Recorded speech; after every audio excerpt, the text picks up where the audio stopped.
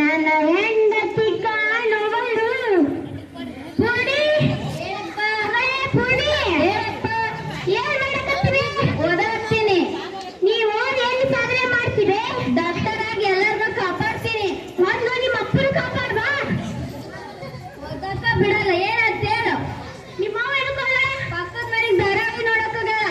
ಯಾವ ಧಾರಾವಾಹಿ ನೋಡಕ್ ಹೋಗಲ್ಲ? ಹಿಟ್ಲರ್ ಕಲ್ಯಾಣ ನಂದ ಇಟ್ಟರೆ ಕರ್ಕೊಂಡ್ಬರ್ಬೇಕಿನ್ನ ಯಾವ ಏನ್ ಬೇಕು ಕೊಡ್ತಾ ಆಗ್ಲಿ ಎದಕ್ ಹೋಯ್ತೀವಿ ಧಾರಾವಾಹಿ ನೋಡಕ ನಾವು ಉಣ್ಣಕ್ ಇಟ್ಕೊಂಬೋಗು ತಡಿ.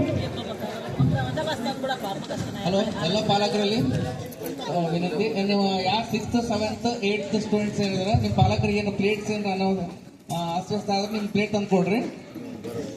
ಪ್ಲೇಟ್ ಸ್ವಲ್ಪ ಇದಾದ್ರೆ ಅಭಾವದಿಂದ ಸ್ವಲ್ಪ ಅಲ್ಲಿ ಪಾಲಕರಿಗೆ ಕೊಡ್ರಿ. ನೀವು ತೊಗೊಂಬಂದು ನಿಮ್ಮ ಪ್ಲೇಟ್ ತಂದು ಕೊಡ್ರಿ. ನಿಮ್ಮ ತಾಟದವಲ್ಲ ತಂದು ಕೊಡ್ರಿ. ಬೇಗ ಹೋಗ್ರಿ. ಯಾರು 6th 7th ಉಳ್ಕಿದಲ್ಲ ನಿಮ್ಮ ಪೇರೆಂಟ್ಸ್ ಯಾರು ಊಟ ಮಾಡ್ತಾರ ಅವ್ರ ಕಡೆ ಹೋಗ್ರಿ.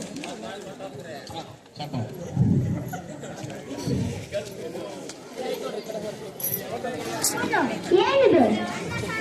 ನನಗಿದು ಬೇಡ.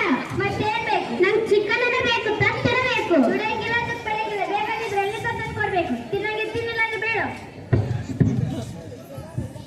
2 ದಿನಗಳ ನಂತರ ಪೋಸ್ಟ್ ನಮ್ಮಪ್ಪ ನಿಮ್ಗೊಂದು ಪೋಸ್ಟ್ ಬಂದಿತ್ತು.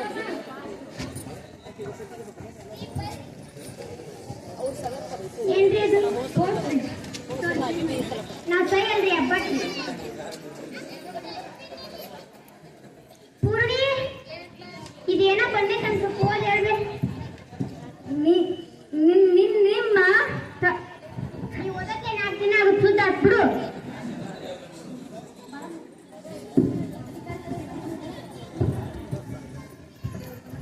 ಸೋಮಪ್ಪ ಇದೇನೋ ಪೋಸ್ಟ್ ಬರುತ್ತೆ ಅಂತ ಫೋನ್ ಹೇಳಪ್ಪ.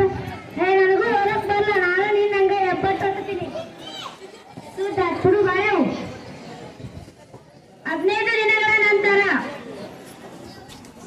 ಪೋಸ್ಟ್ ಸೋಮಪ್ಪ ನಿಮಗೆ ಪೋಸ್ಟ್ ಬಂದೈತಿ. ಪೂರ್ಣಿ ಅದು ಮಾಡಿ ಏನೋ ಬಂದಿತ್ತು. ಅದು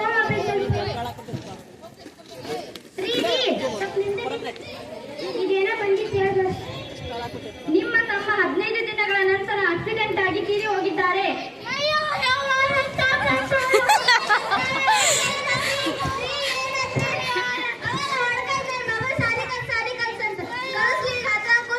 ನಿಮ್ ತಮ್ಮ ಒಂದು ಬೊಕ್ಷಿ ಮಣ್ಣು ಹಾಕಿಲ್ಲ.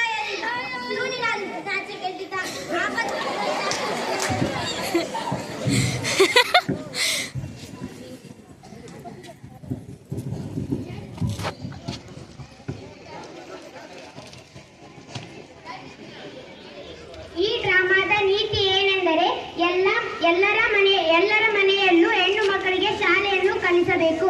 ಧೂಮಪಾನ ಮತ್ತು ಮದ್ಯಪಾನ ಆರೋಗ್ಯಕ್ಕೆ ಹಾನಿಕರ. ಧನ್ಯವಾದಗಳು.